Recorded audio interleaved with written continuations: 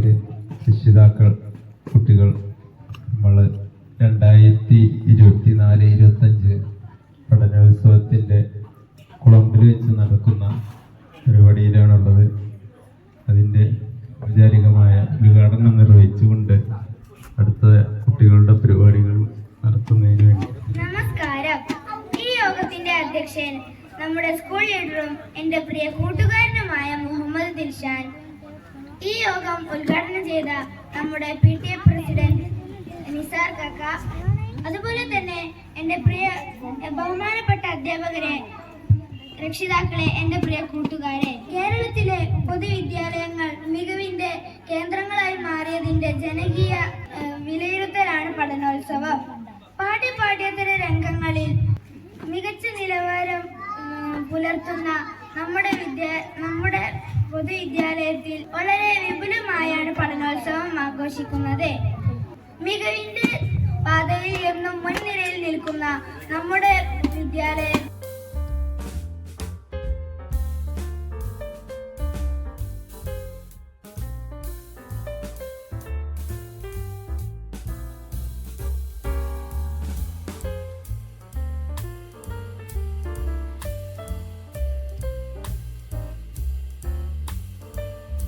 ബഹുമാനപ്പെട്ട PTA president sir, മറ്റു വേദിയിലിരിക്കുന്ന അധ്യാപകരെ, വിദ്യാർത്ഥി സുഹൃത്തുക്കളെ, പഠനോത്സവത്തിൻ്റെ പുതിയ പഠനോത്സവം എന്ന പേരിൽ നടത്തുന്ന പരിപാടിയിലാണ് നമ്മൾ ഉൾപ്പെട്ടിട്ടുള്ളത്. നമ്മൾ പൊതുവിദ്യാലയങ്ങളെ ജനകീയമാക്കുക എന്ന ലക്ഷ്യത്തോടെയാണ് ഇത്രയും പരിപാടികൾ സംഘടിപ്പിച്ചിട്ടുള്ളത്.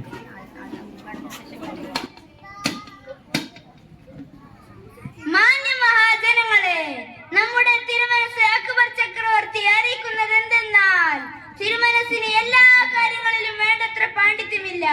ആയതിനാൽ തിരുമനസിനെ അറിയാത്ത പുതിയ കാര്യങ്ങൾ പഠിപ്പിച്ചു കൊടുക്കാൻ കഴിവും പ്രാപ്തിയുമുള്ളവർ നാളെ രാവിലെ 10 മണിക്ക് തന്നെ എത്തി മുഖം കാണിക്കണമെന്ന് ചക്രവർത്തി കൽപ്പിച്ചിരിക്കുന്നു.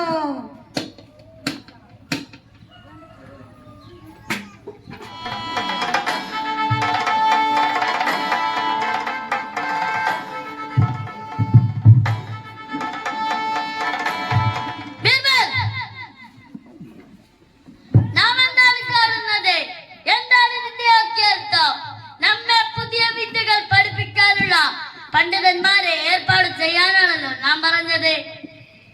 ഇവിടെ കുട്ടികളും സ്ത്രീകളും ആക്രിക്കാരും എന്തിനെ ഒരു അക്ഷരജ്ഞാനമില്ലാത്തവരാണല്ലോ ഇവിടെ വന്നിരിക്കുന്നത്. ഇവരാണോ എന്നെ പഠിപ്പിക്കുന്നത്? ഞാൻ അങ്ങയുടെ ഉത്തരവ് നടപ്പിലാക്കാൻ മാത്രമാണ് ചെയ്തത്. എന്റെ താങ്കൾ എന്റെ ഉത്തരവ് ധിക്കരിക്കുകയാണ് ചെയ്തത്. മഹാനായ ചക്രവർത്തി, ഇവരെന്റെ ആദ്യകാല അധ്യാപകന്മാരിൽ ഏറ്റവും നല്ല അധ്യാപികയാണ്. ഇവരെന്റെ ലാളിത്യത്തിന്റെയും കരുണയുടെയും വലിയ പാഠങ്ങൾ പഠിപ്പിച്ച ഇവരാണ്. നമസ്കാരം.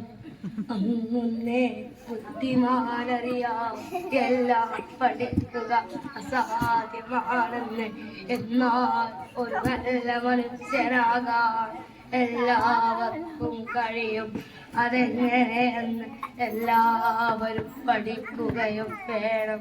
എൻ്റെ വാക്കുകളിൽ എന്തെങ്കിലും പിഴവുണ്ടെങ്കിൽ എന്നോട് പൊറുക്കണം. ഇത്ര ബുദ്ധിമതിയായ ഒരു അധ്യാപകയെ ലഭിച്ച താങ്കൾ മഹാഭാഗ്യവാനാണ്. ഇവർ ആരാണെന്ന് എന്നോട് പറയൂ. ഇവർ ആരുമാകാം. മാതാവാകാം, അധ്യാപകരാവാം, അയൽക്കാരാവാം. ഇവർ ആരുമാകട്ടെ. എന്റെ കൂട്ടുകാരെ ഞാൻ നിങ്ങൾക്കൊന്ന് പരിചയപ്പെടുത്തി തരാം. ഇതിൽ പ്രധാനപ്പെട്ട 3 കഥാപാത്രങ്ങളുണ്ടായിരുന്നു: അക്ബർ, ബീർബൽ, വൃദ്ധ. ഇതിൽ അക്ബറായി അഭിനയിച്ചത് ആഷിർ, ബീർബലായി അഭിനയിച്ചത് റിദ, വൃദ്ധയായി അഭിനയിച്ചത് സവാദ്, ബടന്മാർ അമർ ജമാൻ, ദാനിസ്. പണ്ഡിതന്മാരായി അഭിനയിച്ചവർ റഹ്മത്തുള്ള, അഹൽ രാജ്, അയാന്, ആദിദേവ്, റിസ്വാന്. വിളംബരം ചെയ്ത ഭടന്മാർ അഷ്ഫിൻ, ആഹിൽഷാസ്. ഇതിൽ കുട്ടികളായി അഭിനയിച്ചവർ ഷസ, നിയ, ആയിഷ മെഹറി.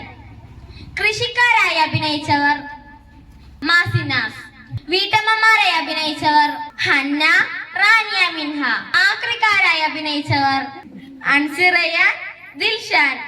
കാലിമേക്കുന്നവരായി അഭിനയിച്ചവർ ടിഫിന്, ഫഹദ്. ചിത്രകാരന്മാരായി അഭിനയിച്ചവർ ഖന, റിസാന. ഇതാണ് എന്റെ ടീം.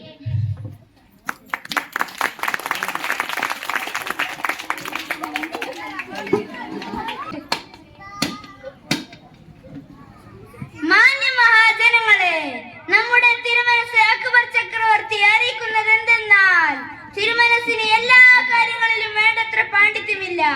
ആയതിനാൽ തിരുമനസിനെ അറിയാത്ത പുതിയ കാര്യങ്ങൾ പഠിപ്പിച്ചു കൊടുക്കാൻ കഴിവും പ്രാപ്തിയുമുള്ളവർ നാളെ രാവിലെ 10 മണിക്ക് തന്നെ എത്തി മുഖം കാണിക്കണമെന്ന് ചക്രവർത്തി കൽപ്പിച്ചിരിക്കുന്നു.